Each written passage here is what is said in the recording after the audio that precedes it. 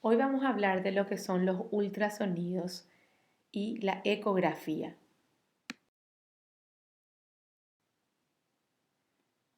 Los ultrasonidos son las ondas sonoras con frecuencia superior a 20.000 Hz. Nos acordamos que las ondas audibles por el oído humano están entre 20 y 20.000 Hz. Aquí se puede apreciar la gama de frecuencias audibles. Entonces, el oído audible por el ser humano está otra vez comprendido entre 20 y 20.000 Hz o 15 y 20.000 Hz.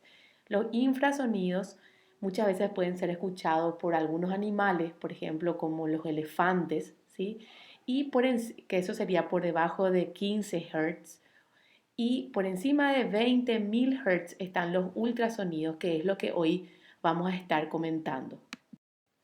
Las características de los ultrasonidos son: 1. Tienen fácil propagación en líquidos. 2. Hay una fuerte absorción por el aire.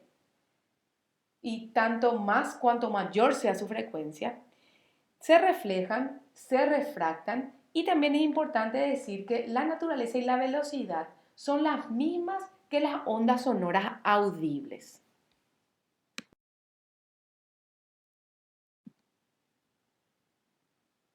Hay dos formas de producir los ultrasonidos: mediante la magnetoconstricción y mediante la piezoelectricidad. Primeramente, magnetoconstricción. Se basa en los cambios periódicos de longitud que se observan en una varilla introducida en un campo magnético paralelo a su longitud. El generador de la magnetoconstricción consiste en un oscilador en cuya bobina se introduce la varilla ferromagnética. Como los cambios de la varilla son longitudinales, las ondas sonoras son emitidas por los extremos.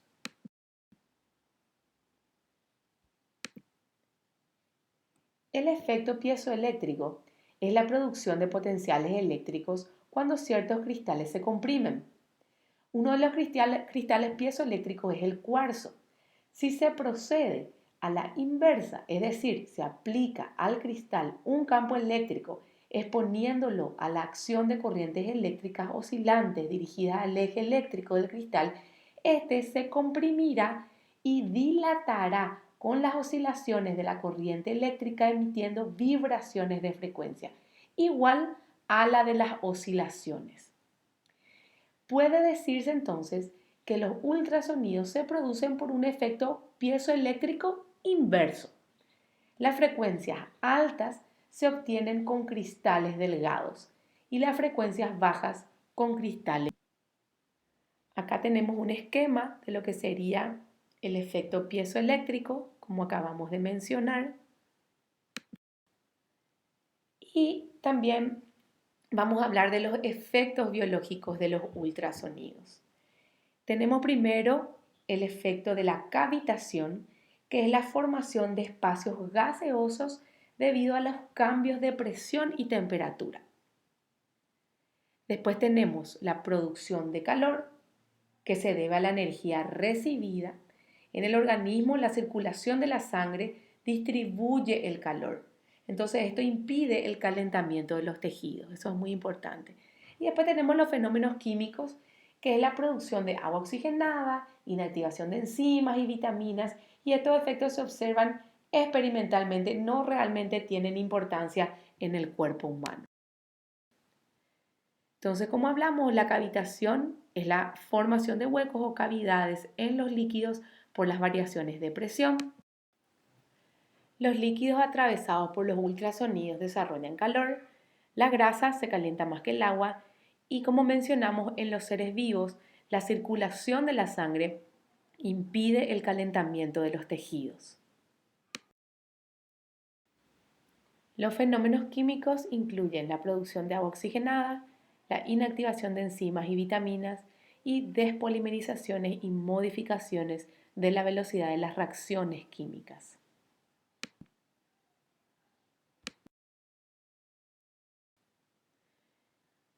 Vamos a hablar de la ecografía, que es un método de examen morfológico de órganos. mediante la visualización de imágenes que están formadas por la reflexión de ultrasonidos.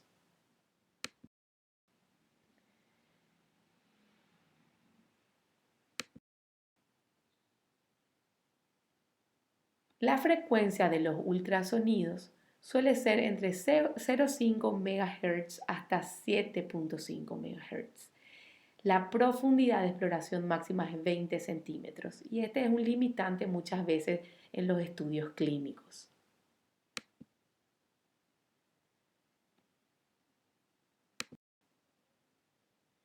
¿Cuál es la técnica del eco pulsado? Al pulsar un cristal se emite un promedio de 1000 pulsos por segundo. Cada pulso dura 1 milisegundo y tiene 3 fases: la fase emisora, la fase de equilibrio y la fase receptora. Esa fase receptora es la que recibe el eco, ¿sí? Entonces, el ecógrafo consta de la sonda exploratoria, que es el transductor, la unidad de procesamiento y el monitor. La sonda exploratoria o la cabeza transductora genera los ultrasonidos por el efecto piezoeléctrico inverso y los emite 2000 veces por segundo. Esta no es la frecuencia de los ultrasonidos, que naturalmente es mayor, sino el número de veces que se emiten los ultrasonidos por segundo, ya que la emisión no puede ser continua porque el transductor también debe actuar como receptor. Entonces, el haz de ultrasonidos incide sobre el objeto examinado y es reflejado por las interfaces tisulares. Este eco regresa a la cabeza emisora, donde se produce un efecto piezoeléctrico inverso. Acá tenemos un ejemplo de lo que sería el ecógrafo. Tenemos la sonda o la cabeza transductora, que, como dijimos, genera los ultrasonidos, pero también actúa como receptor. Tenemos el monitor y la unidad de procesamiento. Entonces, así como comentamos, la sonda exploratoria produce los ultrasonidos, esto llega a los tejidos, por esa interfase se produce un eco que vuelve a percibir esa sonda exploratoria o receptora en este caso. Esta es una imagen de lo que sería entonces el sonido, ¿sí? Hay una interfase que sería en el ultrasonido, en un ecógrafo, sería cuando llegamos a algún órgano, ¿verdad?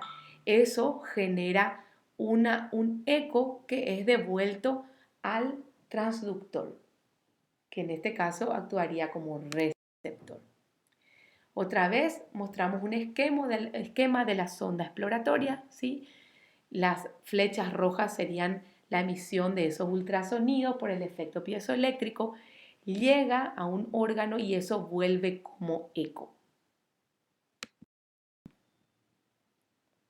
Los ecógrafos entonces miden la amplitud o la fuerza con la que retorna un eco. Acá hay un ejemplo. Tenemos el ultrasonido, ¿sí?, que viaja, toca un órgano, por ejemplo el hígado o el riñón, y vuelve, ¿verdad? Porque se encuentra con una diferente fase, entonces se genera un eco que vuelve de vuelta al receptor.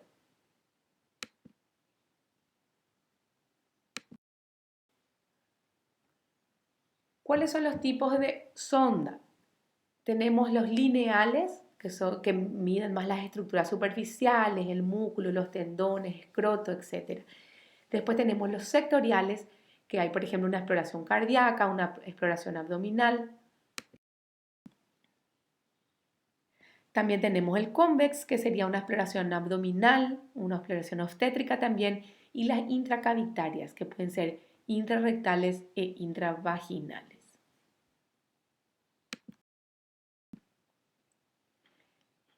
Acá tenemos un ejemplo de la cabeza transductora. Cuando es convexo, tiene un menor rango de frecuencia, lo que permite una penetración de los tejidos que es mayor. Y cuando es lineal, produce una frecuencia mayor y esto permite una mejor resolución.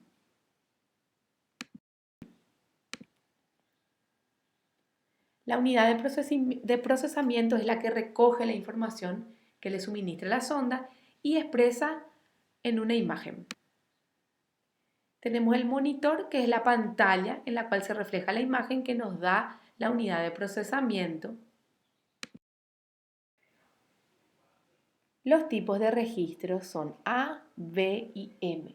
El modo A es un registro unidimensional. El modo B es un registro bidimensional, viene de brillo también o modulación del brillo. Y el modo M, que a veces también se lo denomina D por dinámico.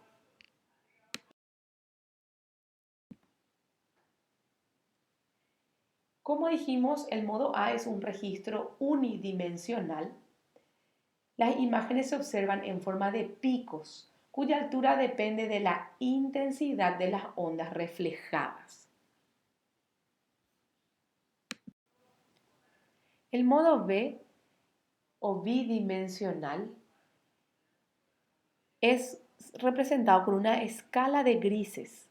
Entonces, cada eco aparece como un punto cuyo brillo e intensidad es proporcional a la intensidad del eco observado.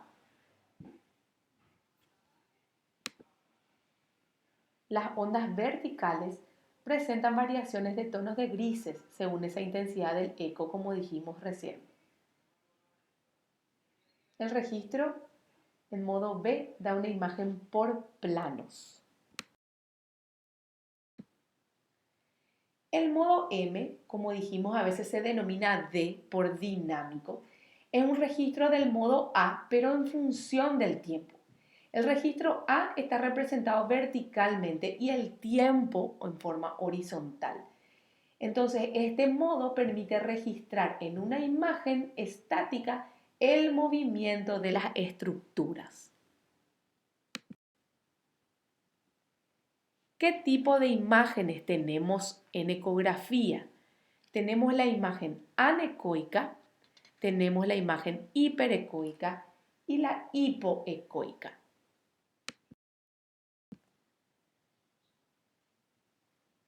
La imagen hiperecoica está representada cuando retorna un eco en forma fuerte. Entonces aparece como blanco, ¿sí? Son blancas o hiperecoicas.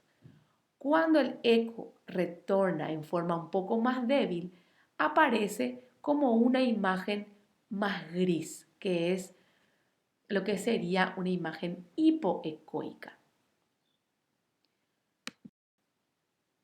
Cuando hay una imagen anecoica, el haz de ultrasonido atraviesa el medio, pero no hay interfaces refractantes en su interior, por ende la imagen es completamente negra, como se observa en la flecha amarilla.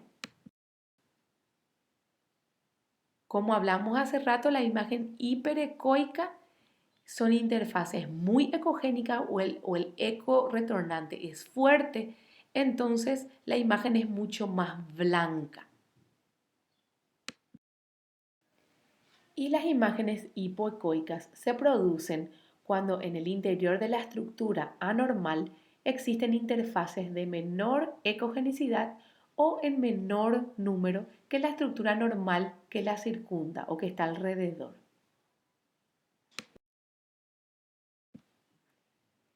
Para entender lo que sería la ecodoppler, necesitamos describir lo que es el efecto Doppler. En 1842, Doppler describió el siguiente fenómeno. Cuando una fuente sonora se acerca al oyente, el tono percibido es más alto que el percibido cuando la fuente mantiene su posición. Y cuando la fuente se aleja, el tono percibido es más bajo. Y este fenómeno se conoció después con el nombre de efecto Doppler.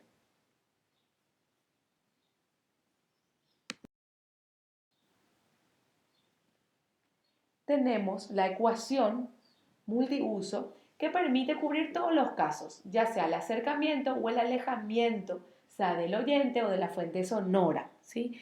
Tenemos F, que es la frecuencia del sonido, V, la velocidad del sonido, V' sería la velocidad de la fuente emisora y también la longitud de onda.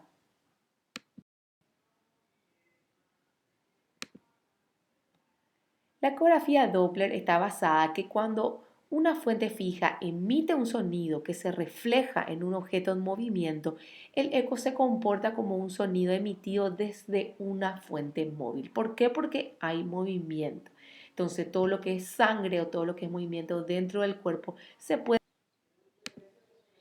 Entonces en el Doppler color podemos representar, por ejemplo, con azul la sangre que se mueve hacia afuera del traductor o se aleja del traductor, y la sangre roja representaría cuando la sangre se mueve hacia el traductor.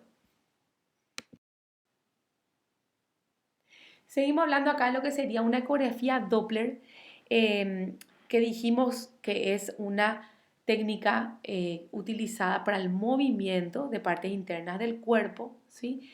La frecuencia de estos ultrasonidos suele ser alrededor de 5 MHz y es una técnica segura y rápida. También vamos a hablar de lo que es una ecografía tridimensional. La ecografía tridimensional es el procesamiento de reconstrucción digital de imágenes para formar una sola imagen tridimensional. Se basa en la obtención del volumen fetal, por ejemplo, y es también una imagen multiplanar. ¿Qué significa eso? Que permite evaluar el punto de conjunción de 3 planos ortogonales. Por ejemplo, la ecografía 3D permite ver la superficie del feto, malformaciones de columna, etc. La ecografía 3D en tiempo real le llamamos 4D y visualiza movimientos corporales y expresiones faciales del feto. Entonces, acuérdense, cuando hablamos de 4D estamos hablando de movimientos. Y es un complemento de la ecografía bidimensional. Acá observamos una ecografía tridimensional, ¿sí? Todas las características del feto. Y acá les muestro algunos ejemplos. ¿Qué le parece que esta imagen es? Es una imagen A, es una imagen B, probablemente B, ¿verdad? Porque estamos hablando de qué acá, de grises, ¿sí? M no, porque ahí no hay movimiento en función del tiempo. No es una imagen tridimensional tampoco, y la 4D tiene que tener también movimiento. ¿Y qué sería? Una imagen hipoecoica, anecoica o hiperecoica. Y como hablamos también, hiperecoica es todo lo que es blanco, ¿sí? Ese eco que retorna en forma fuerte. Anecoica es negro, ¿sí? Entonces eso sería esta imagen. Esta sería una imagen, le doy un segundo, anecoica también. ¿Qué tipo de imagen esta es? 3D. Acá tenemos un quiste hepático, que tenemos dos tipos de flechas. Las flechas que están en la parte más superior están mostrando una imagen anecoica, y la imagen que muestran las flechas de la parte inferior están mostrando una imagen hiperecoica o hipoecoica. Es hipoecoica porque se ven una matriz o matices de grises. Y acá tenemos una imagen de unos cálculos renales que tienen una imagen hiperecoica.